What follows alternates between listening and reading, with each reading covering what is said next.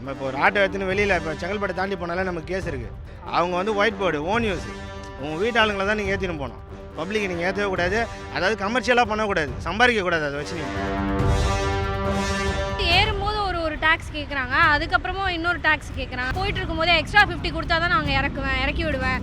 இல்லைனா வந்து இப்படியே நிறுத்திக்கோங்க, அந்த மாதிரி ட்ராப் பண்ணி விட்டு போயிடுறாங்க. எனக்கு ஆல்ரெடி 2 வாட்டி இந்த மாதிரி நடந்துருக்கு. எங்களோட பழப்பே போச்சு சுத்தமாக. எல்லோரும் உட்காந்துக்கிறாங்க. கடனை வாங்கினது, பசங்களை படிக்க வைக்கிறது ரொம்ப கஷ்டம். காலையிலே வந்துடுறாங்க. காலையில் 5 மணிலேருந்து நைட்டு 12 மணி வரைக்கும் ஓட்டுறாங்க. கடையில் இப்போ பிஸ்னஸ்லாம் ரொம்ப டல்லாகி போச்சு. அதனால் வந்து நான் வந்து இதை ஓட்டிக்கிட்டு அப்படி ஒரு நாளைக்கு ஒரு 600 கிடைக்கும். அவங்க வந்து ரேஷ் ரைடிங்கு, அப்புறமா பிரேக் வரும்போது ஸ்பீட் பிரேக்கர் போடுறது, ஸோ தட் வி கேன் அப்படியே போய் விழுற மாதிரி ஏதாவது பண்ணுற மாதிரி பண்ணுவாங்க. பட் இருந்தாலும் சம்டைம்ஸ் வேறு வழியில் கூட்டிகிட்டு போகிறது அது நம்மளுக்கு ஒரு மாதிரி பயமாக இருக்கும். அதாவது வந்து சேஃப்டி இல்லைன்னு சொல்ல முடியாது. எல்லா ஒருத்தர் வண்டி ஓட்டுற பிறந்திருக்கு. இப்போ நான்லாம் வண்டி ஓட்டினேன்னா மீடியமாக தான் ஓட்டுவேன். ரொம்ப ரேஸெல்லாம் ஓட்ட மாட்டேன் நான். எனக்கு தெரிஞ்சு பொண்ணுங்களுக்கு மட்டும் இல்லை, பசங்களுக்குமே சேஃப்டி கிடையாது. பிகாஸ் நிறைய கேஸ்லாம் ஓட்டுறாங்க. நான் கூட இதெல்லாம் நான் அனுபவிச்சிருக்கேன். பைக் டாக்ஸியில் வந்து சேஃப்டி கிடையாது. இப்போ சமீப காலமா புதுசா ஒரு சர்ச்சை கிளம்பியிருக்கு. அது என்னன்னா, ஆட்டோ ஓட்டுநர்கள் எல்லாருமே சேர்ந்து பைக் டாக்ஸி ஓட்டுறவங்களுக்கு எதிராக கமிஷனர் ஆஃபீஸில் ஒரு கம்ப்ளைண்ட் கொடுத்துருக்காங்க. அந்த கம்ப்ளைண்ட்ல என்ன சொல்லியிருக்காங்கன்னா, பைக் டாக்ஸி ஓட்டுறவங்களுக்கான ஆப்பை பிளே ஸ்டோர்ல இருந்து நீக்கணும்னு, சம்பந்தப்பட்ட நிறுவனத்தின் மீது நடவடிக்கை எடுக்கணும்னு அதில் குறிப்பிட்டிருக்காங்க. இந்த பைக் டாக்ஸி அப்படின்னு சொல்லக்கூடியது பார்த்திங்கன்னா, வெள்ளை கலரு நம்பர் பிளேட் இருக்கக்கூடிய பைக் டாக்ஸி. அதுக்கு இதுவரையிலும் இந்தியா முழுவதிலுமே எந்த விதமான அனுமதி கிடையாது. அந்த பைக் டாக்ஸியை வச்சு இந்த கார்ப்பரேட் நிறுவனங்கள் பயணிகளை ஏற்றிட்டு போகிறது அப்படின்றத வழக்கமாக வச்சுட்ருக்குறாங்க. அதனால் எங்களுடைய வாழ்வாதாரம் மிகுந்த அளவில் பாதிக்கப்பட்டு இன்றைக்கி நாங்கள் பெரிய அளவில் ஒரு டியூ கட்ட முடியாமல், குடும்பத்தை பார்க்க முடியாமல் ரொம்ப சிரமமான ஒரு கட்டத்தில் இருக்கிறோம். இந்த ஒரு 4-5 மாதத்தில் பார்த்திங்கன்னா, கவர்ச்சிகரமான விளம்பரங்கள் மூலமாக இந்த பைக் டாக்ஸியில் வந்தீங்கன்னா நிறைய உங்களுக்கு வருமானம் கிடைக்கும் அப்படின்னு சொல்லி போலியான அந்த வாக்குறுதியில் கொடுத்து இன்றைக்கி படித்த இளைஞர்களை நிறையா பேரை ஒரு உறுதி இல்லாத ஒரு தொழிலுக்கு இந்த கார்ப்பரேட் நிறுவனங்கள் அழைச்சிட்டு வராங்க. அது வந்து அதன் மூலமாக எங்களுக்கு வந்து மிகப்பெரிய அளவில் வருமான பாதிப்பு ஏற்படுது அப்படின்றத இன்றைக்கி காவல் ஆணையத்தில் வந்து புகார் அளிக்கிறதுக்காக வந்திருக்கிறோம். இப்போ ஒருத்தராக சிங்கிளாக புக் பண்ணுறாங்கன்னா அவங்க யாருமே வரதில்லை, எல்லாமே பைக்கில் போயிடுறாங்க. அப்படி இருக்கும் பட்சத்தில் எங்களோட வாழ்வாதாரம் ரொம்ப கேள்விக்குறியாக இருக்குது. இதை வந்து தடை செய்யணும். அந்த ஆப்பில் இருந்து பைக் சர்வீஸே நீக்கணும். அந்த ஓலா, யூபர், ரேபிடோ, இன்டிரைவர் போல் இந்த மாதிரி ஆன்லைன் சர்வீஸில் பண்ணுறவங்க, பைக்கில் சர்வீஸ் பண்ணுறவங்க, அந்த மாதிரி பண்ணுறவங்களுக்கு ஃபுல்லாகவே வந்து அந்த ஆப் ப்ளே ஸ்டோர்லேருந்து நீக்கணுங்கிறது எங்களோட கோரிக்கையாக வச்சுருக்கோம். இது என்னடா பைக் டாக்ஸி ஓட்டுறவங்களுக்கு வந்த சோதனை அப்படின்னு எல்லாருமே பேச தொடங்கியிருக்காங்க. இது குறித்து சம்மந்தப்பட்டவங்க, அதாவது பைக் டாக்ஸி ஓட்டுறவங்க அண்ட் ஆட்டோ ஓட்டுநர்கள் என்ன சொல்றாங்க, இது ரெண்டுத்துலையும் பயணிக்கிற பொதுமக்கள் என்ன சொல்றாங்க அப்படின்றத இப்போ பார்க்கலாம். எங்கள் வாழ்வாதாரம் ரொம்ப பாதிக்கப்படுக்குது. எங்களுக்கு இந்த மாதிரி பைக் டாக்ஸி விட்டுக்குன்னு பாருங்கள், அந்த ஃபோட்டோலாம் காட்டுறோம் பாருங்க. நாங்கள் இல்லை இதை விட்டு எங்களுக்கு வருமானம் இல்லை. எங்களுக்கு நாங்கள் இன்னும் பழைய இன்சூரன்ஸ் எல்லாமே நான் கட்டுறோம். நாங்கள் அந்த ஓன் போர்டுக்கு வண்டிக்கு எப்படி கொடுத்தாங்க அவங்களுக்கு? இந்த அரசாங்கம் என்ன தான் பண்ணுது? இந்த அரசாங்கம் ஒன்றுமே எடுக்க மாட்டேங்குது. இந்த அரசாங்கம் பற்றி இந்த மாதிரி பைக் எடுத்து வராங்க, உள்ள லேடிஸ் பைக்கில் போகிறாங்க, விபத்து ஆகுது, என்ன கீழே விழுந்துடுறாங்க, திருப்பி வந்து சொல்கிற கைப்பிடிச்சி எழுதி போகிறாங்க. எல்லாம் ஒரு ஹஸ்பண்டுக்கு கூட்டிட்டு போனால் ரைட்டு ஓகே. ஒரு பர்மிட் இல்லாமல் ஒரு ஓன் போர்டு டூ வீலர் வச்சுக்கின்னு அதை இட்டுன்னு போகிறாங்களா? அது என்ன ஆகுது? இந்த அரசாங்கம் என்ன எது ஒரு நடவடிக்கை இருக்குது?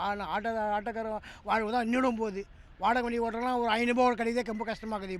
இப்போ எல்லாமே டூ வீலர் தான் நிறைய போகிறாங்க. இப்போ வந்து ஆட்டோலாம் ஏறது கிடையாது. ஏன்னா டூ வீலரில் வந்து 25 ரூபாய்க்கு கூட போயிடுவாங்க. 30-40 ரூபாய்க்கு ரொம்ப மினிமம் கம்மியாக போகிறாங்க அவங்க. ஏன்னா நாங்கள்லாம் போக முடியாதுல்ல. நாங்கள் வந்து கேஸ் போட்டு ஓட்டுறோம், எஃப்சி பண்ணுறோம், இன்சூரன்ஸு கட்டுறோம், எல்லாம் பண்ணுறோம். அப்போ நாங்கள் வீட்டுக்கும் பார்க்கணும், பசங்களை படிக்க வைக்கணும், இருக்கிற விலைவாசி எல்லாம் அரிசி வேலை அந்த எல்லா வேலையும் ஏறி போச்சு. எல்லாத்தையும் நாங்கள் பார்க்கணும். அப்புறம் எப்படி நாங்கள் பசங்களை படிக்க வைக்க முடியும்? இதை வச்சு தான் நாங்கள் ஓட்டி தான் வைக்க முடியும். எல்லாம் ஒன்றும் பண்ண முடியாது. டூ வீலரில் வந்து சவாரி பண்ணுறது ரொம்ப சேஃப்டி கிடையாது. அதில் கம்மியாக இருக்கிறதுனால எல்லா பேரும் ரேடிஸ் செஞ்சு எல்லாமே போயிட்டு இருக்கிறாங்க. அது ஒன்றும் இது சேஃப்டி ஒன்றும் கிடையாது. இப்போ கம்மியாக இருக்கிறதுனால போயிட்டுருக்கேன். ஒரு பொண்ணு வந்து போயிட்டே இருக்கும்போது பிரிட்ஜ் மேலே அப்படியே விழுந்துச்சு. எந்த பிரிட்ஜ்? அந்த இது எக்மோர் பிரிட்ஜ் அது பக்கத்தில் இல்லை, போயிட்டுருக்கும்போதே விழுந்துச்சு. அப்படியே பின்னாடி வந்து வண்டி ஏறி அப்படியே அந்த ஸ்பாட்லேயே காலி. இன்னொரு பொண்ணு வந்து பிறந்த நாளுக்காக ஒரு அம்மாவோட சீக்கிரம் வரணுன்னு ஒரு இது டூ வீலரில் போயிருக்காங்க. போகும்போதே ஒரு இன்னொரு பைக்கான் தட்டி அந்த பொண்ணு அந்த ஸ்பாட்லேயே காலியாச்சு. நிறைய சாவு வந்துக்கிட்டு இருக்குது இதில். அது யாரும் அரசாங்கம் எதுவும் கண்டுக்கல. அவங்க டூ வீலர் எடுத்துன்னு ஆரம்பத்தில் கவர்மெண்ட் பர்மிஷனோட ஓட்டல. இது ஆப்னால தானே ஓட்டுறாங்க. இது ஆட்டோ வந்து அப்படி கிடையாதுல்ல, ஆரம்ப காலத்துலேருந்தே இருக்குல்ல. கவர்மெண்ட் தான் கொடுத்துருப்பாங்க, வேறு யார் கொடுத்துருப்பா? இல்லீகலாக இருந்தால் பேன் பண்ண வேண்டியதானே. இப்போ சைனா பேன் பண்ணணும்னு சொல்லி பண்ணாங்க கொஞ்சம் நாளைக்கு முன்னாடியே. பண்ணணும்னு நினச்சா எல்லாமே பண்ணலாம் தானே. இப்போ அவங்களுக்கு எது அதனால என்ன கஷ்டம் அவங்களுக்கு? எங்களுக்கு தெரிஞ்சு அதுதான் அவங்க அதனோட சப்போர்ட்டில் தான் இது நடக்குது. அந்த மாதிரி இருந்ததுன்னா கஷ்டம் தான். அந்த மாதிரி தான். அதுவும் இல்லாமல் எங்களோட ஆட்டோ வந்து இவ்வளோ தூரம் தான் போகணுன்னு ஒரு இது இருக்குது, கிலோமீட்டர் டிஸ்டன்ஸ் இருக்குது. ஆட்டோவில் வந்து சைடில் 25 போட்டுருப்பாங்க, சரௌண்டிங் 25 தான் போகணுன்னு. ஆனால் பைக் அப்படி கிடையாது. மகாராஷ்டிரா, ஹரியானா அந்த மாதிரி எல்லா ஊர்லேருந்து எடுத்துகிட்டு வந்து இங்கே ஓட்டுறாங்க. அந்த வண்டியெலாம் இங்கே ஓட்டுறதுக்கு முதல் அப்ரூவ் இருக்கா? நம்ம இப்போ ஒரு ஆட்டோ எடுத்துன்னு வெளியில் இப்போ செங்கல்பட்டு தாண்டி போனாலே நமக்கு கேஸ் இருக்குது. இத்தனைக்கும் நாங்கள் வந்து எல்லோ போர்டு பப்ளிக் டிரான்ஸ்போர்ட்டு, எங்களுக்கே வந்து பர்மிஷன் கிடையாது. அவங்க வந்து ஒயிட் போர்டு ஓன் யூஸு. உங்கள் வீட்டாளுங்களை தான் நீங்கள் ஏற்றின்னு போகணும். பப்ளிக்கை நீங்கள் ஏற்றவே கூடாது. அதாவது கமர்ஷியலாக பண்ணக்கூடாது, சம்பாதிக்கக்கூடாது. அதை வச்சு நீங்கள் சம்பாதிக்கிற எதுவும் இருந்தாலுமே எல்லோவில் தான் வரணும். கமர்ஷியலில் ஒரு சின்ன ஒரு பொட்டி கடை வைக்கிறதுனா கூட ஒரு இபி மீட்டர் பாக்ஸ் வாங்கினா என்ன சொல்லுவாங்க? கமர்ஷியலில் மீட்டர் போடுங்கன்னு தான் சொல்லுவாங்க. ஏன்னா அதுக்கு யூனிட் காசு அதிகம். கவர்மெண்ட் அதெல்லாம் ரூல்ஸாக ஃபாலோ பண்ணுறாங்கல்ல. அப்போ ஆட்டோன்றப்ப ஆட்டோ ஒயிட் போர்டில் கொடுத்தா என்ன கேட்க வருது? புரியுதா உங்களுக்கு? ஆட்டோ ஒயிட் போர்டில் கொடுத்துட்டாங்கன்னா எங்களுக்கு 5 வருஷத்துக்கு ஒரு தடவை எல்லாமே வரும். நாங்கள் பர்மிட்டுக்கு அவசியப்பட தேவையில்ல, யூனிஃபார்ம் போட தேவையில்ல. கலர் ட்ரெஸ்ஸில் ட்ராக்கு போட்டு இஷ்டத்துக்கு ஓட்டிப்போம். இந்த யூனிஃபார்முக்கு கேஸ் இருக்குது எங்களுக்கு. அந்த மாதிரி ஆளில் வந்து ஆட்டோவில் வந்து ஆள் அதிகமாக ஏற்றினா ஃபைன் இருக்குது. எங்கள் வண்டியில் நாங்கள் இப்போ கேன்டீன் சவர்லாம் போகிறோன்னா பெரிய பெரிய கேரியர் எடுத்துகிட்டு போனால் அதுக்கு லோடு எடுத்துகிட்டு போகிறோன்னு கேஸ் போடுறாங்க. இதெல்லாம் போடுறப்ப அதில் அவங்க சவாரி பார்க்குறாங்கன்றப்ப அதுக்கு கேஸ் போட்டு தானே ஆகணும். ஆனால் போலீஸ்லாம் பார்த்துட்டு சும்மா தானே இருக்கா? நீங்கள் என்ன பண்ணுறீங்க? அவங்க வேலையை அவங்க பார்த்துக்க போகிறாங்க. கவர்மெண்ட் அப்ரூவோட ஓட்டுதுன்னு இதே பக்கத்தில் இருக்க போலீஸ்காரங்கிட்டே நாங்கள் சொல்லியிருக்கோம். இங்கே வந்து ட்ரிப்பை சவாரி ஏற்றுறாங்க, அதை ஏற்ற விடக்கூடாதுன்னா நீங்கள் உங்கள் வேலையை பாருங்கப்பா அப்படின்னு அவங்களே சொல்கிறாங்க. எங்களுக்கு மேலே இந்த இது வந்தால் தான் நாங்கள் பிடிப்போன்றாங்க. அங்கங்கே ஒரு சில டிரைவருங்களாம் அடிக்கிறாங்க, அவங்க டூ வீலர் வரவங்களாம் அடிக்கிறாங்க. நாங்கள் ஆனால் அதுமாரிலாம் எதுவும் பண்ணுறது கிடையாது. இங்கே வந்து சவாரி ஏற்றாதீங்க அப்படின்னு துரத்தி விடுவோம். அதுக்கே ஒரு சிலர் எங்களாண்ட சண்டை போடுறாங்க, நாங்கள் எடுத்தால் உங்களுக்கு என்ன அப்படின்னு. நல்லபடியாக சொல்லி அனுப்புவோம், வாம்பா இங்கே ஏற்றாதீங்க, போய் தள்ளியே போய் ஏற்றுங்க. ஒரு சிலர் புரிஞ்சுன்னு போயிடுறாங்க, ஒரு சிலர் ஃபைட் பண்ணுவாங்க. இல்லை இப்போ அவங்களுக்குமே வந்து இப்போ கஷ்டத்தினால தானே வந்து இந்த பைக் டாக்ஸின்றதை ஓட்டுறாங்க. அதுதாங்க கஷ்டம்தான். அது நீ என்ன அதுக்கு ஏன் எங்களுக்கு நீ இன்சூரன்ஸு பர்மிட்டு அதெல்லாம் வாங்குற? அவங்களுக்கு எங்களுக்கும் அதே மாதிரி கொடு. எங்களுக்கும் கொடுத்துட்டு நீ அவங்களையும் ஓட்ட விட நாங்களும் ஓட்டிக்கிறோம். எங்களுக்கு வரத்து வரும், அவங்களுக்கு வரத்து வரும். எங்களுக்கு வந்து வருமானம் இல்லை, எங்களுக்கு தாங்க வருமானம். எங்களுக்கு அதுக்கு தகுந்த மாரி பண்ணி கொடுத்தா பரவாயில்ல. நான் இன்னும் மீட்டர் கட்டணம் ஏறலை, இன்னும் எதுவுமே ஏறலை, அப்படி தான் இருக்குது. இப்போ மீட்டர் கட்டணம் எவ்வளோ இருக்குது? இப்போ நீங்கள் எவ்வளோ உயரணும்? முதல்ல வந்து மீட்டர் கட்டணம் 25 ரூபாய், அதுக்கிட்ட ஒரு 12-10 வருஷமாக அப்படியே தான் இருக்குது மீட்டர் கட்டணம். மீட்டர் கட்டணம் எங்களுக்கு மினிமம் எங்களுக்கு 50 ரூபா கொடுத்து கிலோமீட்டருக்கு உங்களுக்கு 30 ரூபா கொடுத்தா கூட எங்களுக்கு கரெக்டாக இருக்கும். அதாவது முதல்ல வந்து வாடகை வந்து 150 ரூபா இருந்தது ஆட்டோவுக்கு. இப்போ வந்து 250. நாளைக்கா இல்லை ஒரு நாளைக்கு ஒரு நாள் 150 ரூபா. அது 150 ரூபா வாடகை ஓட்டி பெட்ரோல் போட்டி அவன் என்னத்த வண்டி ஓட்டினா. அப்போ ஓரளவுக்கு பரவாயில்ல ஓடிச்சு, இந்த ஓலா ஊப்பர் எல்லாமே வண்டி ஓடிச்சு. ஆனால் இப்போ சுத்தமாக ஓட்டம் கிடையாது. அப்போ வந்து 150 ரூபா, இப்போ 300 கேட்குறாங்க, 250 ரூபா எங்கள் வாடகை. இல்லை அப்போ அந்த கேஸ் விலை அதெல்லாம் கேஸ் விலை ரேட்டு ஏறி தான் போகுது. கேஸ் விலை முதல்ல 35 ரூபா 30 ரூபா இருந்தது. கொரோனாக்கு முன்னாடி 30 ரூபா இருந்தது கேஸோட விலை. இப்போ வந்து 62 ரூபா இருக்குது. வண்டியோட ரேட்டே ஏறி போச்சு. கஷ்டம்தான். முதல்ல ஓரளவுக்கு பரவாயில்ல, ஏதோ கம்மியாக இருந்தது அந்த ஓடிந்து. இப்போ வந்து 1000 ரூபா ஓடனோட பற்ற மாட்டேங்குது. குடும்பத்தை சமாளிக்கணும். பெட்ரோல் இதில் நம்ம கேஸ் போடணும், நம்ம செலவு இருக்குது, வாடகை போயிடுச்சுன்னா அப்போ என்ன பண்ணி சொல்லு, கையில் என்ன நிற்கும்? ஒன்றுமே நிற்காது. ஆட்டோ இது அதுலேயும் ரொம்ப பாதிப்பு வருது. ஆட்டோ இதெல்லாம் வந்து முதல்ல ஆட்டோக்காரங்க கொடுத்தாங்க, ஓலா ஊப்பர் எல்லாம் ஆட்டோக்காரங்க. அதில் எந்த அளவுக்கு உங்களுக்கு வந்து ஃபஸ்ட்டு காசு வருதா? அதில் காசு வருது, ஆனால் இது கஸ்டமர் நிறைய இது பண்ணுறாங்க. அதில் கம்மியாக கமிஷன். ஒரு சவாரி போனாக்கா 100 ரூபா போனாக்கா 20 ரூபா அவங்களுக்கு கொடுத்தணும். இப்போ கமிஷன் இல்லை போயெல்லாம் ஓட்டிருக்கிறாங்க. வேறு வழி இல்லாமல் நம்ம ஆளுங்க புது வண்டியை போட்டுட்டு அது இதை டிவி கட்டணும் சம்பாதிக்கணும் அப்படி ஓட்டிடுறாங்க. அதாவது 1000 ரூபாய்க்கு ஓட்டினோம்னா எங்களுக்கு வந்து ஒரு 600 ரூபா கிடைக்கும். 1000 ரூபாய்க்கு ஓட்டினா 1000 ரூபாய்க்கு ஓட்டுறதுக்கு நம்ம எவ்வளோ நேரம் ஆகுன்றேன்? காலையில் ஒரு 5 6 மணிக்கு வண்டி எடுக்கிறேன். வண்டி எடுத்து நைட்டு 10-12 மணி கூட ஆகும். அப்போ 11 மணிக்குமே 1000 ரூபா வந்து வரும். 400 ரூபா செலவாயின்னு வச்சுக்கோங்க, 600 ரூபா நிற்கும். இதில் வண்டி டிவி கட்டினா நம்ம வீட்டு செலவு இருக்குது, அதெல்லாம் பார்க்கணும். இல்லை நாங்கள் ஸ்ட்ரெயிட்டாகவே நேரடியாக அவர்கிட்ட இங்கே கமிஷனுக்கிட்டே நாங்கள் ஏற்கனவே சொன்னது தான். அது கவர்மெண்ட்டுக்கிட்ட தொழிற்சங்கம் மூலிமா எடுத்துன்னு போய் சொன்னாங்க, இதை இந்த பைக் சவாரிலாம் போகக்கூடாது, எங்களுக்கு வந்து முறையான கவர்மெண்ட் ரேட்டு ஃபிக்ஸ் பண்ணி கொடுத்தாங்க, வண்டி ஓட்டுறோம் அப்படின்னு. இப்போ அதை பற்றி கவலையே படலாமா கவர்மெண்ட்டு? அப்புறம் நாங்கள் இப்போ எங்களோட பொழப்பே போச்சு சுத்தமாக. எல்லோரும் உட்காந்துக்கிறோம். கடனை வாங்கினது, பசங்களை படிக்க வைக்கிறது ரொம்ப கஷ்டம். முடியாமல் தவிக்கிறாங்க, உட்காந்து தான் இருக்கிறாங்க. எப்போ இது பண்ணுவாங்கன்றதே தெரியல. பல தடவை போராட்டம் பண்ணியாச்சு. இப்போ வந்து முன்னாடி கேட்டாங்க சார், கேட்டு இந்த மாதிரி இப்போ செய்கிறேன்னு ஆட்டோக்காரங்களும் செய்கிறேனுங்க. ஆட்டோக்காரங்களுக்கு யாருக்கும் தொழிலாளர் யாருக்கும் செய்யலை, எதுவும் செய்யலை. எல்லாம் வண்டி வாங்கி லோன் வாங்கி வச்சுட்டு எல்லாம் உட்காந்துக்கிறோம். ஒரு 500 கூட ஓட்ட முடியல. காலையிலேருந்து வந்து வெயிலில் நிற்கிறோம். வந்து பைக்காரன் எங்கெங்கே இருக்கிற பைக், இங்கே இருக்கிற பைக்கெல்லாம் கிடையாது, சென்னையில் இருக்கிற பைக்கெல்லாம் கிடையாது, வெளியூர்லேருந்து வந்தெல்லாம் ஓட்டுறோம். திண்டிவனத்துலேருந்து இருக்கிற பைக்கில் எல்லாம் வந்து இங்கே ஓட்டுறாங்க. காலையில் பார்க்கறதுக்கு எல்லாம் இங்கே உள்ள ஆர்டி ஆஃபீஸில் உள்ளதெல்லாம் நாங்கள் எஃப்சி பண்ணி எல்லாம் இன்சூரன்ஸ் கட்டி எல்லாம் வண்டி வச்சு ஓட்டுறோம். எங்களுக்கு ஒன்றும் சவாரி இல்லாமல் இல்லை. பைக்காரன் நிறையா பேர் வந்து காலையிலே வந்துடுறாங்க. காலையில் 5 மணிலேருந்து நைட்டு 12 மணி வரைக்கும் ஓட்டுறாங்க. அதனால் வந்து இந்த ஆட்சி வந்து கொஞ்சம் சரியில்லை. ஒன்று நடவடிக்கை எடுத்து ஒரு மீட்ரு கீட்ரு போட்டு எங்களுக்கு ஏதோ நல்லது செஞ்சாங்கன்னா ஆட்டோக்காரங்களுக்கு கொஞ்சம் நாங்கள் ஏதோ பொழப்பப்படுத்துவோம். இல்லை எங்களுக்கு வேறு தொழிலுக்கு போக தெரியாது. எங்களுக்கு எல்லோரும் ஆட்டோ வாங்கி வச்சுருக்காங்க, இப்போ நாங்கள் இந்த தொழிலை மட்டும் நம்பி தான் இருக்கிறோம். எங்களுக்கு வேறு தொழில் கிடையாது. நாங்கள் ஆட்டோ ஓட்டுற தொழில் மட்டும்தான், எங்களுக்கு வேறு எந்த தொழிலும் கிடையாது. அதை நம்பி இருக்கிறோம். எங்களுக்கு ஒரு 10 ரூபா கிடைக்கும், அதையும் பைக்காரங்க கொண்டுனா எங்களுக்கு ஒன்றும் பண்ண முடியாது. அது எது என்ன பண்ணணும், எந்த ஆட்சியில் எது செய்கிறாங்கன்னு தெரியல. இன்னும் இந்த ஆட்சியில் செய்கிறாங்க, நான் செய்யலை. 3 வருஷம் ஆச்சு, நான் செய்யலை. எங்களுக்கு ஒரு வருஷமும் எஃப்சி இன்சூரன்ஸு கட்டணும்னு சொல்லிட்டு ஆர்டி ஆஃபீஸுக்கு நாங்கள் போகிறோம். நாங்கள் போய் எல்லாத்தையும் கட்டுறோம், எல்லாத்தையும் பண்ணுறோம். ஒரு வாட்டியும் நாங்கள் போகும்போது எல்லாத்தையும் கேட்குறாங்க. புகை டெஸ்ட் எடுத்தியா, மீட்ரு பில் எடுத்தியா, எல்லாத்தையும் எடுத்தேன். பைக்காரங்களை ஏன் கேட்க மாட்டாங்க? பைக்காரங்கன்னா பர்மிட் போடுறாங்க, வண்டி ஓட்டுறாங்களா? இல்லை பைக்காரங்களுக்கு தனி பர்மிஷன் ஏதாவது கொடுத்துருக்காங்களா? சொல்லுங்கள். இந்த கவர்மெண்ட் இல்லை, எந்த கவர்மெண்ட் வந்தாலும் அவங்களுக்கு தான் உடந்தையாக இருக்குது. அதாவது எங்களுக்கு பிரச்சனை என்னன்னா, இன்றைக்கி இருக்கிற கார்ப்பரேட் கம்பெனிங்க எங்களுடைய வாழ்வாதாரத்தை ரொம்ப மோசமாக, அதாவது எங்களுடைய ரத்தத்தை சுரண்டி சாப்பிட்றாங்க. ஏன்னா இன்றைக்கி நாங்கள் வெயிலில் இவ்வளோ வேகாத வெயிலில் வண்டி ஓட்டுறோம். 10 நிமிஷத்துக்கு போகிற இடத்துல டிராஃபிக் காரணமாக 1 மணி நேரம் ஆகுது போகிறதுக்கு. ஆனால் இங்கே அந்த 120 ரூபா போட்டோன்னா அதே 120 தான் அங்கே போனவொன்னே அந்த பில்லு போடுறான். அது மட்டும் இல்லாமல் கவர்மெண்ட்டு, தமிழக அரசாங்கம் எங்களுக்கு வந்து 10 வருஷத்துக்கு முன்னாடி மீட்ரு திருத்தினாங்க. அந்த மீட்ரு 10 வருஷம் ஆகிப்போச்சு, இன்னும் திருத்தவே இல்லை. அதை திருத்தினா எங்களுக்கு ரொம்ப பயனுள்ளதாக இருக்கும். அதே போல் கார்ப்பரேட் கம்பெனிங்க ஓலா, ஊபர், ராபிடோ இது எல்லாத்தையுமே வந்து தடை பண்ணணும்.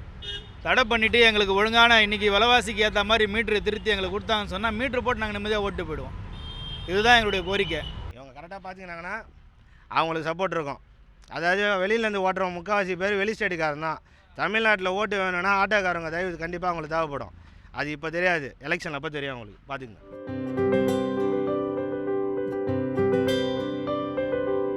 பேர் திருமால். நான் வந்து குண்டத்தூர்லேருந்து வரேன். எவ்வளோ வருஷமாக ஓட்டுறீங்க? இப்போ நான் ஒரு 1.5 இயராக ஓட்டிக்கிட்டு இருக்கேன். இப்போ பைக் டாக்ஸிஸ் வந்து பேன் பண்ணணும் அப்படின்னு சொல்லிட்டு ஆட்டோ டிரைவர்ஸ் வந்து ஒரு கம்ப்ளைண்ட் வந்து ஒன்று ரைஸ் பண்ணியிருக்காங்க. பைக் டாக்ஸிஸ் வந்து இவங்க ஓட்டுறதால எங்களுடைய வாழ்வாதாரம் பாதிக்குது அப்படின்னு சொல்லிட்டு அவங்க. அப்படியெல்லாம் சொல்ல முடியாது சார். ஏன்னு கேட்டிங்கன்னா எல்லாத்துக்கும் ஒவ்வொருத்தருக்கும் ஒவ்வொரு இது இருக்குது. அவங்களுக்கு கிடைக்கிறது கிடைக்கும். பட் ஆட்டோவில் போகிறவங்க வந்து 2 பேர் 3 பேர் போனால் அதில் போகலாம், தப்பு கிடையாது.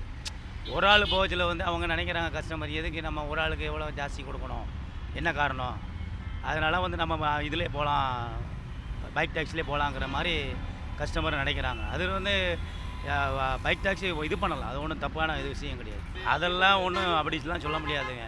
நான் பைக் ஓட்டுறதுக்காக சொல்ல வரல, நான் வந்து ஒரு பொது மனுஷனாக வந்து சொல்கிறேன். நான் அப்படியெல்லாம் ஒன்றும் கிடையாது.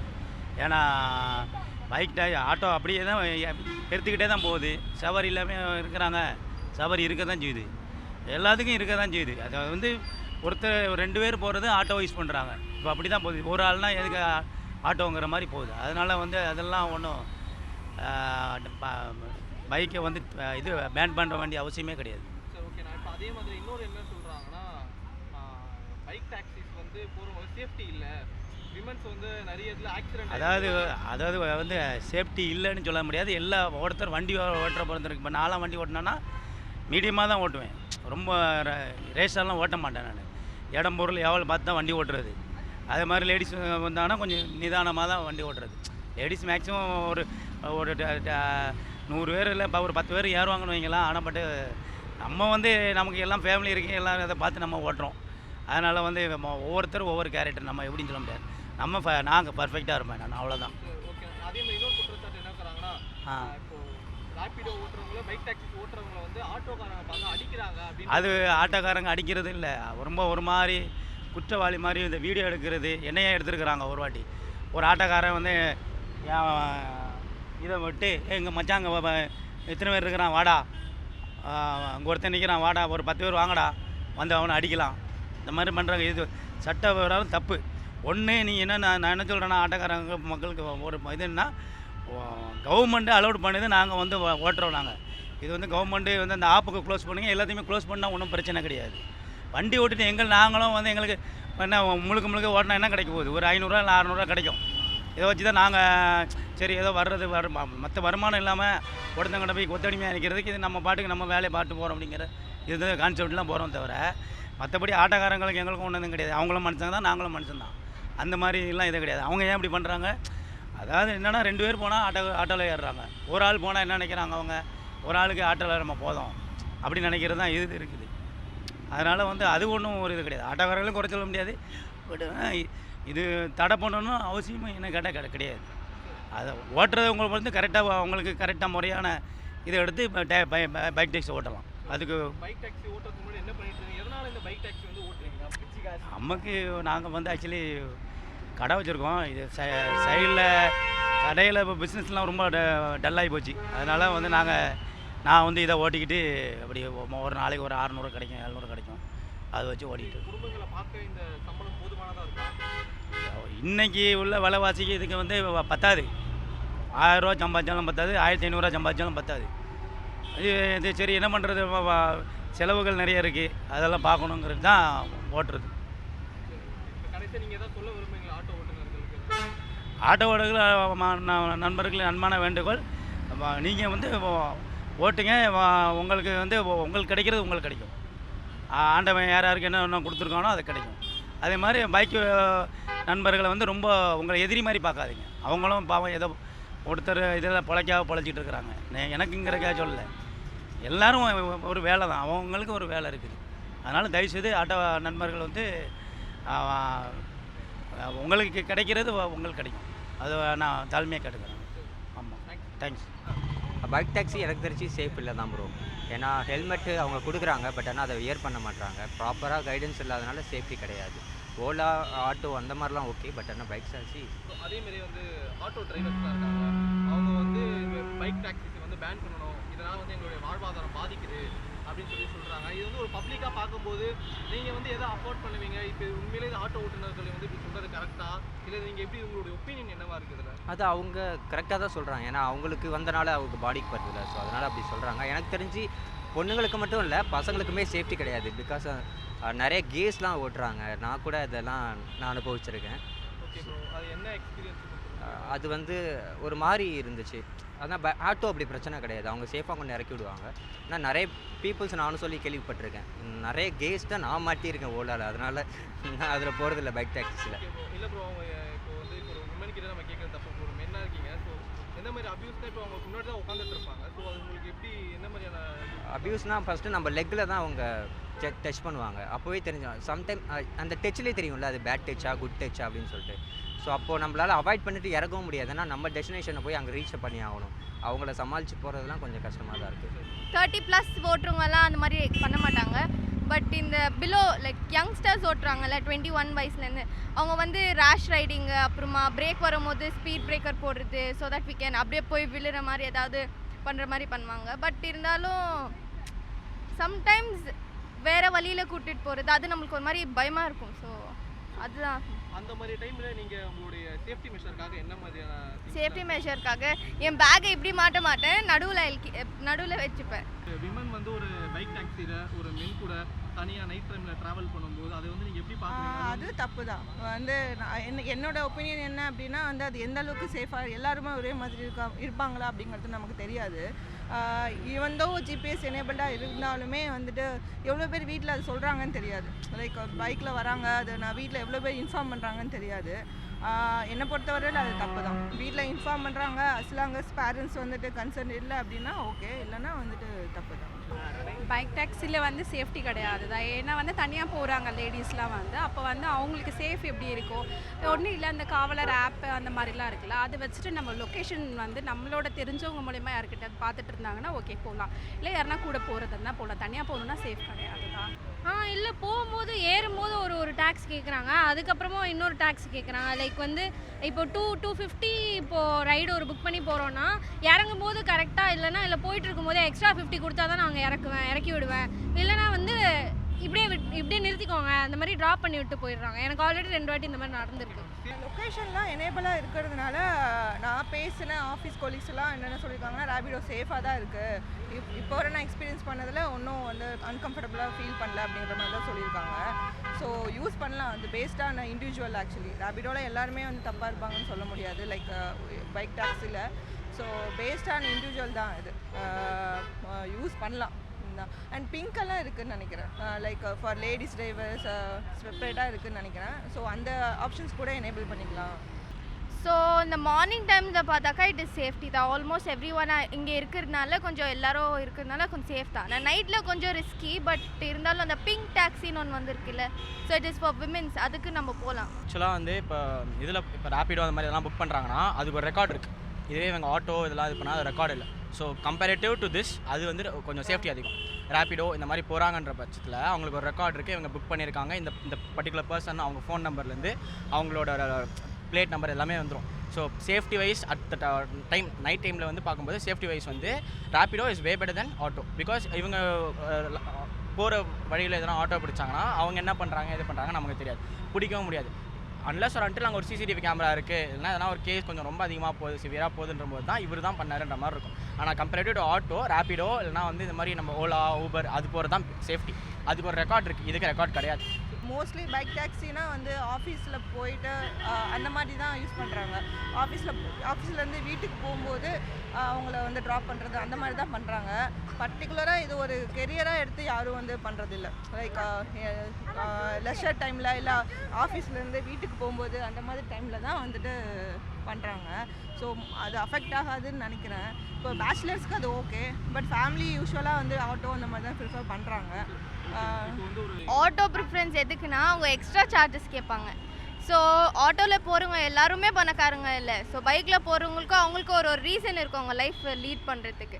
ஸோ அவங்க அதுக்கு தான் பைக் ஓட்டுறாங்க. ஸோ நான் இந்த மாதிரி இன்ட்ராக்டிவ் செஷன் இருக்கும், நான் போகும்போது நான் கேட்பேன் நீங்கள் எதுக்கு ரேபிடோ ஓட்டுறீங்க அப்படின்னு. அவங்க சொல்லுவாங்க எனக்கு இந்த மாதிரி வேலை கஷ்டம், காசு இல்லை, அதுக்கு தான் ஓட்டுவேன்.